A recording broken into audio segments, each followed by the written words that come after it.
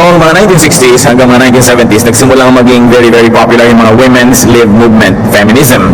Although the ideas and concept of this began much, much earlier.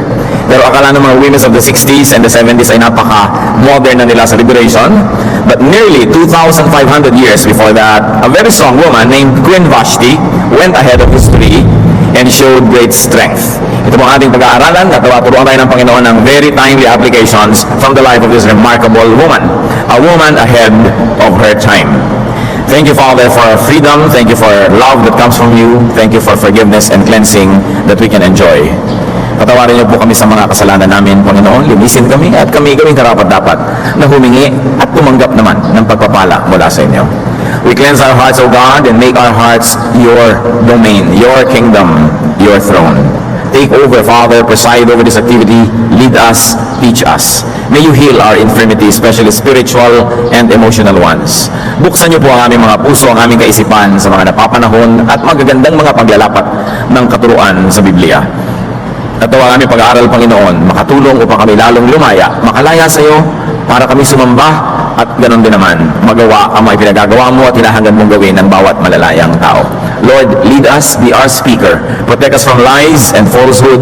Protect us even from bad scholarship. And Lord, we pray that you will protect us from works of evil men and evil spirits. Protect our loved ones who are not with us right now. Give us your peace, your health, your strength, so that we may focus on your words. Father, be our speaker. We seek you and ask in the name of Jesus, your Son, our Lord. Esther 1, chapter 1, verses 1, 3 to 5. This is what happened during the time of Xerxes, who ruled over 127 provinces, stretching from India to Kush. In the third year of his reign, he gave a banquet for all his nobles and officials.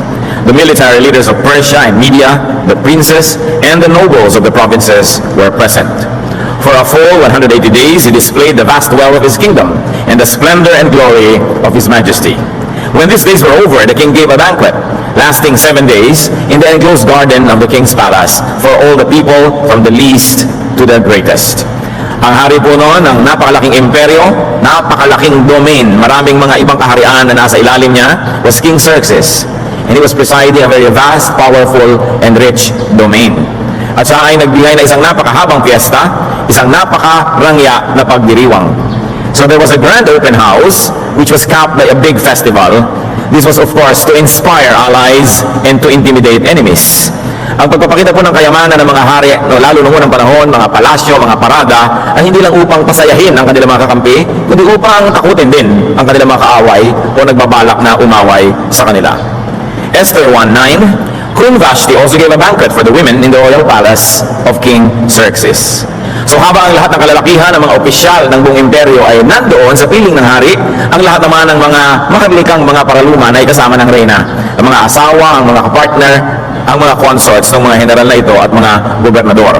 There was a separate event and venue for the ladies, as was the tradition in the past. Esther 1:10 to 12. On the seventh day, when King Xerxes was in high spirits from wine, he commanded the 7 eunuchs who served him to bring before him Queen Vashti, wearing her royal crown, in order to display her beauty to the people and nobles, for she was lovely to look at. But when the attendants delivered the king's command, Queen Vashti refused to come. Then the king became very furious and burned with anger. Noong nalalasing na mga kalalakihan, dumarating na sa climax ang buong party, everybody was already losing self-control and putting down their guards, King Xerxes suddenly was possessed by a wild idea to display his very beautiful wife before his male guests. So drunk, Xerxes wanted to display Queen Vashti before his male guests. As the Bible says, she was lovely to look at. To everyone's horror, Queen Vashti refused. Pinatawag ng reyna, pinatawag sa mga eunuchs. You know, eunuchs are very special men who serve the wife or wives of the monarch. These men are castrated at age 8 or 9, so they are not allowed to develop their maleness, and they will not become threats to the king or to the husbands of royal women, because these are the men who serve those royal women, but they were castrated at an early age. So ipinatawag ang reyna At ang lahat ay nasindak, nagulat, hindi sukat akalain, unprecedented, tumanggi si Queen Vashti na lumipat doon sa kabilang banquet, na lumipat sa kabilang bulwagan at iparada siya sa makaharap ng mga kalalakihan ng mga lasing na. All the ladies, the wives of the king's guests, were in the ladies' court. Vashti wanted to remain there with the other women. Can you imagine the big conflict? But imagine this woman's resolve, her inner strength, her principle. She was not just standing up to a husband, she was standing up to the emperor and to the whole weight and power and might of the empire behind this man. Meanwhile, in the men's hall, all the men eagerly awaited her appearance because she was renowned for her beauty, for her remarkable beauty that was talk of the entire empire. So habang nananabik ang mga kalalakihan sa pagdating ng reyna, ang mga kababaihan naman dun sa kabilang bulwagan ay nangambang lahat. Dahil baka mamaya ipatawag din sila ng mga asawa nila at iparada din, pagandahan naman to ng asawa. You know, especially in the past and up to now, at some degrees, beautiful women were food for the gods. Esther 1:13-15. Since it was customary for the king to consult experts in the matters of law and justice, he spoke with the wise men who understood the times and were closest to the king. The 7 nobles of Persia and Media who had special access to the king and were highest in the kingdom. According to law, what must be done to Queen Vashti? He asked. She has not obeyed the command of King Xerxes that the eunuchs had taken to her. Ipinatawag ang 7 itinatangi at itinuturing na pinakamarurunong na mga tagapayo ng hari. At sabi, ano ang marapat gawin sa reyna sapagkat hindi siya sumunod sa hari? Take note that the king consulted wise men. They were wise, but they were all men. And he was not also civilization and civility because the question was, according to law, what can be done? It was not just according to emotion, not just according to the mood of the time, but what was according to law. Esther 1:16-18. When Memucan replied in the presence of the king and the nobles, Queen Vashti has done wrong, not only against the king, but also against all the nobles and the peoples of the provinces of King Xerxes. For the queen's conduct will become known to all the women, and so they will despise their husbands and say, King Xerxes commanded Queen Vashti to be brought before him, but she would not come. This very day, the Persian and Median women of the nobility who have heard about the queen's conduct will respond to all the king's nobles in the same way. There will be no end of disrespect and discord. So ano po ang napagkasunduan itong mga magigiting na mga lalaking nagtipon-tipon? Hindi siya dapat pamarisan ng mga asa-asawa natin. Nabalitaan ng buong imperyo ang ginawa ng emperatrice. You know, the empress, the queen, did not go to the king. Sabi, anong gagawin ng mga asawa ng lahat ng mga maharlikang lalaki, mga general, mga gobernador, pag pinalampas natin ito? Hindi rin sila susunod sa atin. Magugulo ang mundo, mga nganib ang sibilisasyon. Kailangang puksain ang ganito mga uri ng panganib. So Queen Vashti's behavior threatened the king, the nobles, the peoples of the empire. Sa kanila, yung nobles, yung peoples, men. Hindi kasaling women sa bilang, no? Dahil sila daw yung nanganib. Never mind that half of the so-called peoples were women. You don't normally pluralize people, but peoples meaning cultures, nations, various ethnicities. And they were concerned about the disrespect for men. Never mind the disrespect for women that they wanted to do, to parade Queen Vashti before drunken men. And they said there was going to be discord, gulo. And what did discord mean? Women refusing to be paraded before men, women refusing to become sex objects or just mere objects of curiosity. You must know that it was a one-sided, a men-friendly legal system and a men-friendly tradition. Usually, Bible teachers would demonize Vashti's actions, but I find no justification for that in the text. The Bible did not pass judgment on Queen Vashti's behavior, it just reported the event. In fact, it was Memucan, one of the lead advisors, who passed the judgment and everyone just agreed. Esther 1:19-20. Ang panukala ng mga magi noon na nagsipagtipon-tipon, therefore, if it pleases the king, let him issue a royal decree, and let it be written in the laws of Persia and Media, which cannot be repealed, that Vashti is never again to enter the presence of King Xerxes.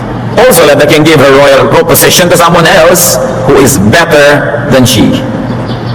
Then when the king's edict is proclaimed throughout all his vast realm, all the women will respect their husbands, from the least to the greatest.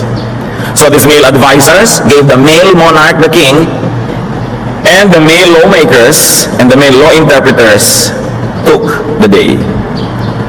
Now let's take a look at the tradition of the harem. The harem was where the major, real head queen resided. It was peopled by many women. In Solomon's times, thousands of women. This harem was not unique to Israel. Even in China, the emperor had thousands of wives and concubines that each had rooms in the 9,999 and one-half rooms of the Forbidden City.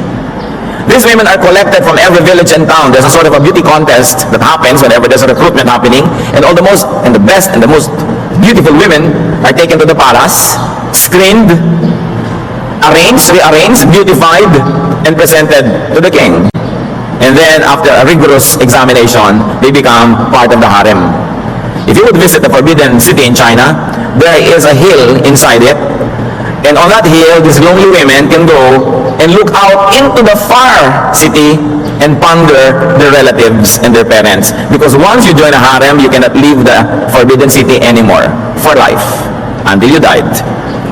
And you are not even sure if you will have even one night in your entire lifetime with the king, because the king had thousands of wives.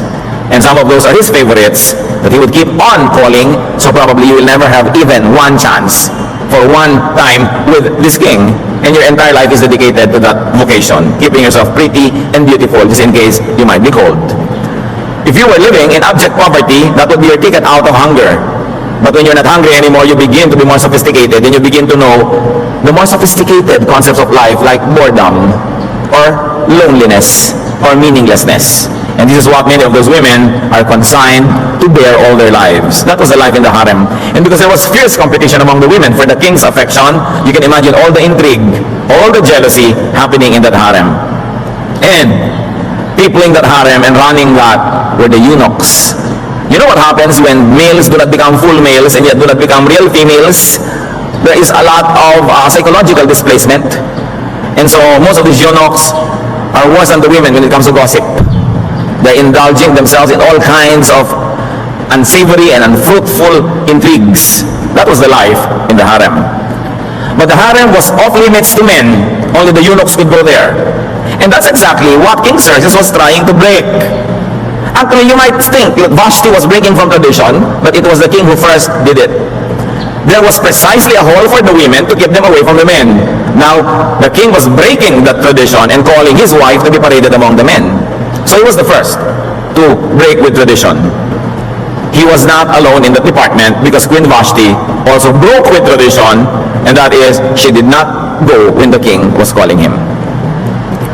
Although this event would open a door for another woman to become a queen called Esther, and many of you know this story, you must never forget that Esther also broke all the rules. The irony was that they wanted a better woman to replace Vashti, meaning a more obedient woman. You know the story. Esther had a more dramatic break from tradition. If Vashti refused to come before the king, Esther did the opposite. She came without being called. Bawal din yun. So nakakatawa ang ginawa ng mga lalaki ito sa pag-iwas nila na meron na namang reyna hindi masunurin, ang nakuha nila lalong hindi masunurin. At lalong binaligtad ang mga batas na ginawa nila for one reason. And of course, we have the bias for the people of Israel. So we celebrate that reason, that Esther was able to break all the laws and all the traditions of Persia and Media. But both women, Vashti and Esther, were the same. They broke from tradition. Esther 1:21 to 22. The king and his nobles were pleased with his advice, so the king did as Memucan proposed. He sent dispatches to all parts of the kingdom, to each province in his own script, and to each people in his own language, proclaiming in each people's tongue that every man should be ruler over his own household. Now tradition became law. You must take note that this was not the prophets doing this. This was not the people of God doing this. These were the wise men of this Gentile nation. And so they made it a law that every man will become the ruler of his household. Naturally, the men were pleased. Imagine the reaction of the women. Esther 2:1. Later, when the anger of King Xerxes had subsided, he remembered Vashti and what she had done and what he had decreed about her. Sober, Xerxes remembered the beautiful, the principled, and the very strong Vashti. And he remembered his own weakness, aggravated by being drunk. He remembered his very unfavorable treatment. Yung babae na kahit sa kanya ayaw sumunod dahil ayaw niya iparada siya sa harap ng mga lalaking laseng, this woman was demonized. And the king remembered his own decree against this very remarkable woman, and inevitably against all the women of his realm. Pero hindi na niya yung pwedeng bawiin. May kasabihan, ang utos ng hari, hindi mababali. Hindi lang yung kasabihan, yon ay legal truth sa Persia. As was cited in Esther 1:19, the laws of Persia and Media cannot be repealed. Pag naging batas na, hindi na pwedeng bawiin. Kwento. Ganon. Ano ngayon? Anong mapapala natin sa kwentong ito? Halos 2,500 taon na ang lumipas. We should see what men can do when drunk. Ano nangyayari sa mga lalaking lasing? Nawawalan ng mabubuting asawa. Pinapahamak ang kanilang mga asawa at mga anak. May isa pang lalaking lasing, hari din, almost many thousands of years afterwards. No, mga 500 years later. More or less. King Herod. You remember King Herod throwing a party? And in the middle of this party, Herodias, the wife, made her daughter dance. The young woman danced so well, or the king was so drunk, or both, that the king declared before everybody, ang galing mo sumayaw, ask for me for anything, even half of my kingdom I'll give you. Sabi naman ng babaeng clueless, Mami, ano po hihingin ko? Hingin mong ulo ni John the Baptist, asar sa buhay natin yung propeta na yan. And so bumalik ang babae, amin na ang ulo ni John the Baptist ilagay sa plato. Herod was horrified because, first of all, John the Baptist was known to everyone as a very righteous man. And he was very popular. There could have been a revolution just because you killed him. But the king gave his word. And so John the Baptist was beheaded. Mga lalaking lasing. Husbands, huwag niyong inihahalo ang inyong asawa sa inyong mga drinking buddies if you drink. Dapat kasi hindi na, no? Pero kung sakasakali man, huwag niyong hinahalo ang asawa niyo sa mga kumpare niyong lasing. Tapos pag may nangyaring himala, nagtataka kayo. Diba? Ang mga asawa niyo sa tahanan, sa bahay, yung mga kabarkada niyong lalaki, keep them away from your house. Lalo kung mag-iinuman-inuman kayo, magkukung ano-ano kayo, tagaluto niya ng pulutan si Mrs. Papara-parada doon naka-shorts, nakasando, pag nalasing kayo nakatulog, naghimala ang langit, pagising niyo, wala na kayo asawa. Nagtaka pa kayo. Tapos mga habol kayo ng taga, ng baril. Ang mga lalaki, may asawa, iniingatan niyo yung asawa niyong tahanan, hindi kayo papanhik na kung sino-sino mga lalaki sa bahay niyo. Lalo mag-iinuman kayo doon. Pinapahamak niyo ang kababaihan, ang kanilang dangal, dahil sa inyong mga bisyo. Dapat gano'n. Nakita niyo itong hari na to, ang tinutinunong hindi lasing, nung nalasing ko ano-ano pinagkagawa. At yung sarili niyang asawang napakatinong babae, ginawa niya ng batas laban sa babaeng yun. Ephesians 5:18, do not get drunk on wine, which leads to debauchery. Huwag naglalasing ng ganyan. Nawawala ng bait, nasisira ang kaisipan, gumagawa ng maraming mga kamalian. Proverbs 23:29-30, who has woe? Who has sorrow? Who has strife? Who has complaints? Who has heedless bruises? Who has bloodshot eyes? Those who linger on wine, who go to sample bowls of mixed wine. Sino daw ang magkakaroon ng mga lungkot, mga gulo, mga away, mga reklamo, mga pasa? Sino mga namumula mga mata? Yung mga lasenggo. Mahilig maglasing. Siyempre marami ng equivalent yung mga alak niyan. Kasama na yung mga drugs at kung ano-ano pa. Sinisira hindi lang ang sariling buhay, kundi ang buhay ng kanyang pamilya na nadadamay. See what men can do when boasting before other men. Pinagyabang nitong hari. Gusto niyo ba makita ang asawa ko? Napakaganda. Yan yung pag nagyabangan ng mga lalaki sa kapwa lalaki, napapahamak ang kabuhayan. Pag magsasabong, palakihan ng mga pusta.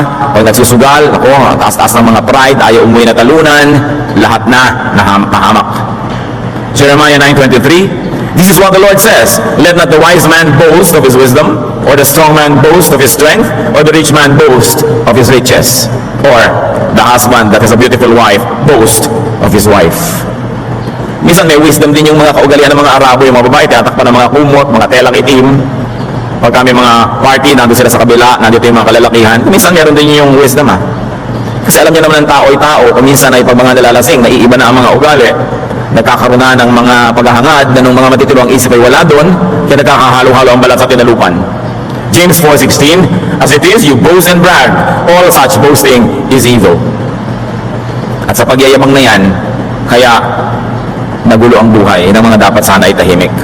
Note what the powerful can do for self-gratification. Yung mga advisors, they had access to the ears of the king. Anong law ang isinulsul nila na gawin at pirmahan? Yung law that only preserved their interest. Sabi na ba, mahirap yan. Isipin ninyo, kung mga Amazona mga ito at mga babae naman yung gumagawa ng batas, gagawa naman sila ng anti-male laws. Kaya yung mga extremism, yung male chauvinism at extremist feminism, pareho yan na hindi bagay sa sibilisasyon. Kasi parehong extremist. Yung iba naman naging feminist, hindi lang para itaas ang kalagayan ng kababaihan, kundi para gumanti naman sa kalalakihan. Mali pa rin. Kasi kung ikaw ang naging makapangyarihan, di ikaw naman yung mga api. From inaapi, ikaw din yung mga api. Di mali pa rin. Ang kailangan, balance. Sabi ni Solomon, a man who fears God will avoid all extremes. Hindi ka dapat na nagpapalakas para maghiganti. Nagpapalakas ka lang para iayos ang kalagayan ng mahihina. Pero para maghiganti ka, ikaw naman yung mga api, gagawa ka ng panibagong henerasyon ng mga api, sila naman yung gaganti sa susunod, di na matatapos ang gulo. Yung mga gumagawa ng batas, tingnan niyo ang walang kahihiyang Kongreso ng Pilipinas. Kung gumagawa sila ng mga batas sa mga, ay, bigyan natin ng mga sarili natin ng allowance, pirmahan lahat. No? Lakihan natin ang ating mga allowance, pirmahan lahat. Naghihirap ang bansa, naghihingalo ang sangbayanan. Tapos gawa ng mga gawa ng batas sa sila ang nakikinabang. Para sila mga linta na sumisip-sip sa dugo ng bayan. Wala namang pipigil kasi sila ang gumagawa ng batas. Kasi kayo, boto ng boto sa kanila. Pasensya tayo lahat. Kaya dapat matalino ka sa pagboto, hindi lang yung maganda yung asawa, kumakanta, iboboto mo na. Sapagkat oras na nandun na sila sa kapangyarihan, ginagawa nila ang mga batas na siyang lalong nagpapalakas sa kanila. Kaya hindi nagiging maunlad ang sambayanan. Kailangan maging marunong ang mga tao. Noong araw, hindi mo masisisi ang sambayanan kasi monarchy yun namamana yung pagiging hari at reyna. Ngayon naman, ibinoboto. Kaya dapat marunong ka namang bumoto at marunong ka mag-isip. Kaya tayo naghihirap, mga bumoboto. Hindi nag-iisip, hindi bagay ang demokrasya sa bayan na ito. No? Kasi ang boto nabibili sa isang salop na bigas. Pinagbibili ng mga taong boto nila. So yung mga pinakamaraming pambili, yung mga pinakamaraming nanakaw, sila na naman ang mananalo. Kailangan nag-iisip-isip na tayo, huwag lang reklamo, tapos dasal lang dasal sa luneta para ipagdasal ang bayan. Hindi masama magdasal, pero alam mo, magdasal lang ang gawin mo. Kailangan kang utak mo, paandarin mo dahil Diyos ang nagbigay niyan. Pag hindi mo ginagamit ang utak mo, tinatalikuran mo ang Diyos na nagbigay ng utak. Tapos pagka nahihirapan ka, dasal ka ng dasal, sabi mo sa Diyos, baguhin niyo po, baguhin. Ikaw ang nagboto dyan di ba? Kaya pasensya ka. Kailangan mag-isip-isip ang mga tao. But these people were oppressed because they could not choose their leaders. Kaya ang Biblia punong-puno ng katuroan sa mga taong makapangyarihan. Ephesians 6:9, and masters, treat your slaves in the same way. Do not threaten them, since you know that he who is both their master and yours is in heaven, and there is no favoritism with him. Ang daming utos ng Diyos addressed to the powerful. Katulad lang ng Sabbath day. Remember the Sabbath day, keep it holy. Sabi, don't work, not your maids, not your servants, not your helpers. Give them a day off.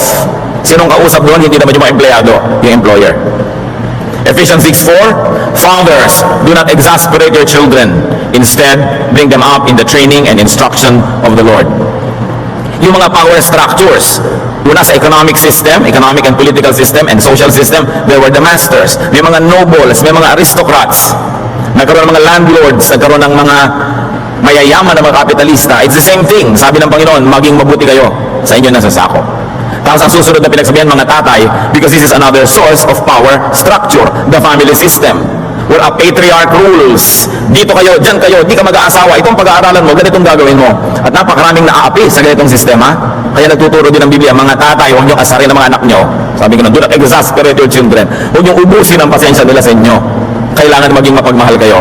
And 1 Peter 3:7, husbands, in the same way be considerate as you live with your wives, and treat them with respect as the weaker partner, and as heirs with you of the gracious gift of life, so that nothing will hinder your prayer.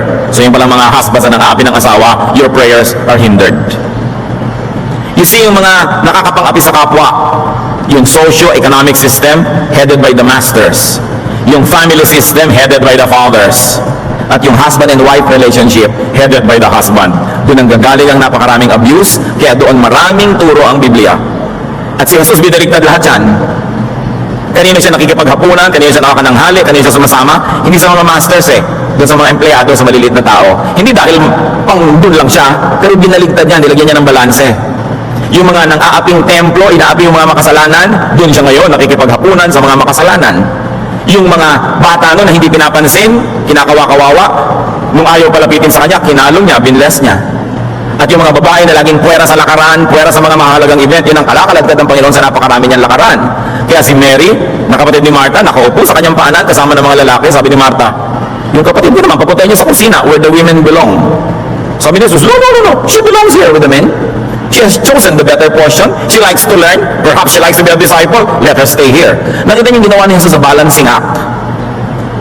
To give honor to those who were forever being ignored, to give attention to those who were not being given attention, and to affirm yung mga latak ng lipunan, people who were falling in the cracks. Yun ang kindness ni Christ. Yun dapat ang kindness ng Christianity. And look what advisors can do for and against the advisee. Nung nagtanong si Hari Xerxes, anong dapat gawin kay Queen Vashti? May nagbulong, hindi siya sumunod sa iyo, patalsikin. Kung may nagbulong, ang buting-buting asawa, gusto niya sa iyo lang pakita, hindi sa iba. Gusto niya ikaw lang makakita ng lens niya, makakita ng kanyang balikat, ng kanyang sakong. Oo nga, ano ang tinuro ng asawa ko? Di ba maiisip mo yun? Pero ang nagbulong kasi, hindi ka sinunod, ikaw ang hari, hindi ka sinunod. Alam niyo yung mga advisors, mga sul-sul din yan. Madalas nakakarinig tayo ng advice sinusunod natin, pero hindi natin nadinig yung kabila Dapat balanse. You know the great imbalance? Wala naman lalaki nag-advise. Wala man lang babaeng tinanong, yung dangal ng babae yung nakataya doon sa buong istorya. It was a one-sided trial. Kaya iniiwasan nyo rin dapat mga kapatid, na laging sumusunod sa payo agad. Titingnan nyo, ano ba yung kabilang side? Sino ba yung may kontra payo? Kasi hindi naman kontra payo, susunod ka na. Pero, minsan naalala mo, oo nga pala, there's another side to all this. Job 21:16, I stand aloof from the counsel of the wicked. Now, the wicked can be the malicious. The wicked can also be the well-intentioned but ignorant. Wickedness pa rin ang magiging bunga ng payo nun. Anong naalala ni Xerxes? Naalala niya yung mga gawa ng mabuting babaeng ito. Tayo ba naalala natin ang gawa ng mga mabubuting tao sa ating buhay? Na bago tayo magpasya kung anong gagawin natin sa kanila, iniisip naman natin, ano ba mga ginawa niya sa akin? Naalala niya kaya lang huli na, napirmahan na niya ang batas na hindi pwedeng bawiin. Kaya mga kapatid, dahan-dahan sa pagpirma. Kaya kahit may ikinakasal ako, yung pirmahan na, sigurado kayo, gusto niyong pumirma, pwede pa tayong matras. Hindi po, gusto na po namin. Pwede pa, gusto matras. Hindi po, gusto na talaga. Pero mami, after 3 months, paano po ba maghihiwalay? Wala, nadali-dali niyong pumirma Mag-isip-isip. Psalm 1:1, Blessed is the man who does not walk in the counsel of the wicked, or stand in the way of sinners, or sit in the seat of mockers. No woman's voice was heard or consulted. Tapos sasabihin nila, yan ang kalakaran. Ito si Vashti, pray na naman, alam niya ang mangyayari sa kanya.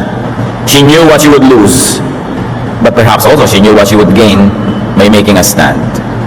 Sa ating pong kultura, sobrang nating ibinagdiriwang yung pakikisama. Meron tayong nalilimutan na ipagdiwang paninindigan. Isa rin yan, napakahalaga, manindigan ka rin. Nanindigan si Queen Vashti. And I propose, just at this moment, don't judge her story vis-a-vis Esther's story. Magkunwa tayo, hindi pa natin alam ang mangyayari kay Esther. Yung kwento pa lang na ito ating tingnan, it will stand for itself and by itself. Nakikita nyo, hindi naman masama ang ginawa ni Vashti.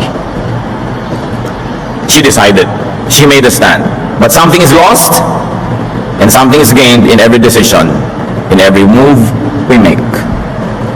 Tiyakin natin na sinusuri natin ang ating mga pasya, sapagkat sa bawat pasya na ginagawa natin, siguradong may mawawala sa atin at meron din tayong mapapala. We lose something, we gain something. If it's okay to you to lose what you're about to lose, then decide so. But if it's not okay for you to lose what you stand to lose, then never mind not gaining what you want to gain. Dapat alam na alam natin ang uuwian ng ating mga pagpapasya, ng ating tinatanggap at ng ating tinatanggihan sa buhay. What is important is to know what is truly valuable to you, and if necessary, pay the price for it. everything has a price. Pag mahal na mahal mo, gustong-gusto mo isang bagay, dapat willing ka to pay the price. Hindi libre, walang libre. Gusto ko itong tindang ito, magbabayad ako. Gusto ko ang pagmamahal mo, susuklian ko. Gusto ko ang attention mo, bibigyan ko rin ng attention. Genesis 29:18-20. Jacob was in love with Rachel and said, I'll work for 7 years in return for your young daughter, Rachel. Laban said, it is better that I give her to you than to some other man. Stay here with me. So Jacob served 7 years to get Rachel, but they seemed only like a few days to him because of his love for her. Sa panunuyo nitong si Jacob, para makuha niya maging kabiyak, itong si Rachel, 7 taon siyang naglingkod. Pero sa tingin niya, ilang araw lang yon, kasi ganoon ang pagmamahal niya. Pagmahal mo, willing ka dapat magbayad. Willing kang mahirapan, willing kang magsukli. Hindi gusto mo na lang libre. There is always a price to pay. Even salvation is free, but not cheap. Jesus paid. Laging may bayad. Hindi kumpleto ang transaction pag walang bayad. Maging si Esther later on sa kwento na ito, kung sinabi natin na lumabag itong si Queen Vashti sa kaugalian na hindi siya lumapit sa hari, si Esther din lumabag sa paglapit naman, kasi bawal ka rin lumapit kung di ka tinatawag. Esther 4:15-16. Then Esther sent this reply to Mordecai, Go, gather together all the Jews who are in Susa and fast for me. Do not eat or drink for 3 days, night or day. I and my maids will fast as you do. When this is done, I will go to the king, even though it is against the law. And if I perish, I perish. Sabi ni Vashti, I will not go to the king. If I perish, I perish. Sabi naman ni Esther, I will go to the king. If I perish, I perish. Pareho lang sila. Pareho mga babaeng may paninindigan. Pero anong lesson? Meron ka palang paninindigan willing ka dapat magbayad. Hindi pwedeng makuha mo yung gusto mo kasi wala kang bayad. Meron lagi. So powerful people, let us just repeat, avoid getting drunk. Yung mga taong walang responsibilidad, walang kapangyarihan, walang mawawala, hindi pa rin tamang malasing, pero mas pwede kayong malasing kasi yung may pananagutan. Kasi sa bawat pagkakamali, maraming nadadamay. Kung kayo'y presidente ng kumpanya, presidente ng bansa, gobernador, executive, manager, kayo ay tatay, kayo ay supervisor, meron kayong pananagutan, o kayong magiging palalasing, may mapapahamak. Ecclesiastes 10:16, Woe to you, O land, whose king was a servant, and whose princes feast in the morning. Ibig sabihin kasi ng araw ng servant, walang training, walang edukasyon, walang refinement. Sabi ko, ang inyong mga prinsipe, umagang-umaga pa lang, mga lasing na, party na ng party, kawawa naman ang bayan sapagkat mapapabayaan. Huwag padala sa yabang, sa kantsaw, at sa pambubuyo ng iba. Ecclesiastes 7:5, It is better to heed a wise man's rebuke than to listen to the song of fools. So be kind to all people under you. When you have power or influence, do not be hasty in making decisions. Do not be hasty in signing anything into law. Kung hindi kayo impartial, huwag kayong tatanggap ng mga imbitasyon na mag-judge ng anumang contest. Pag tinanggap nyo yon, sinusumpa nyo sa langit na kayo magiging impartial, papapanalunin nyo yung dapat.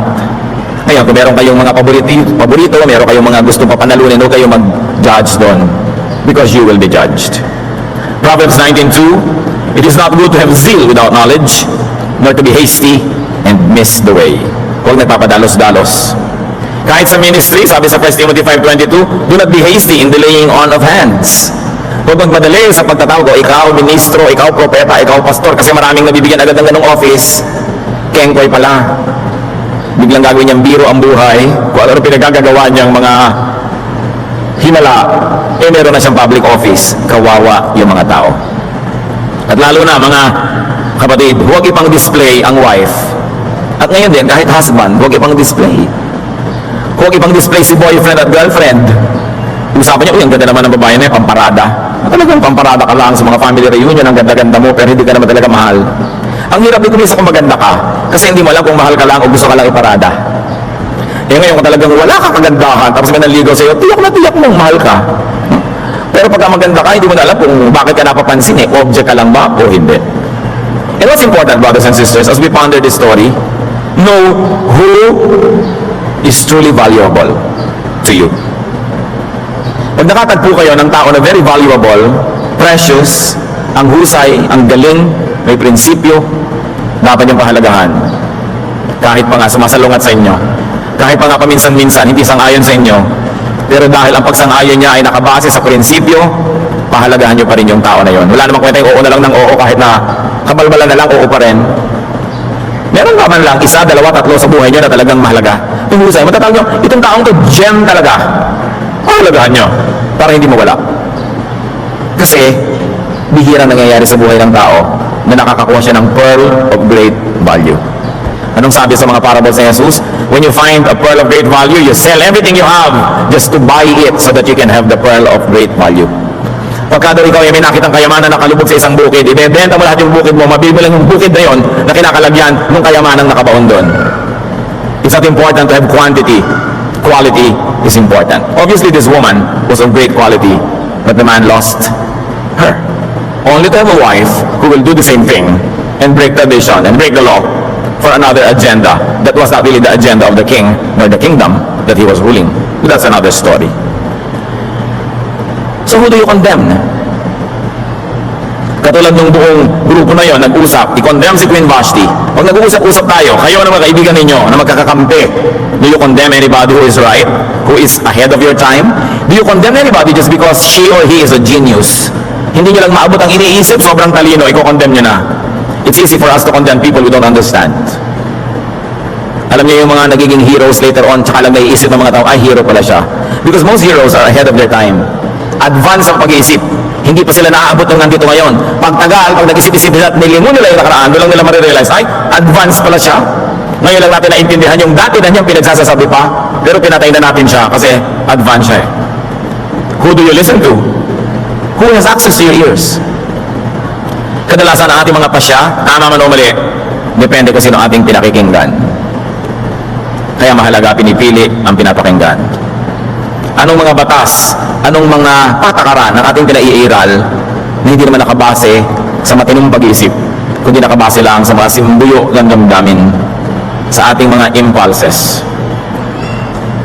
At kung minsan naman mga kapatid, nagiging Vashti tayong lahat.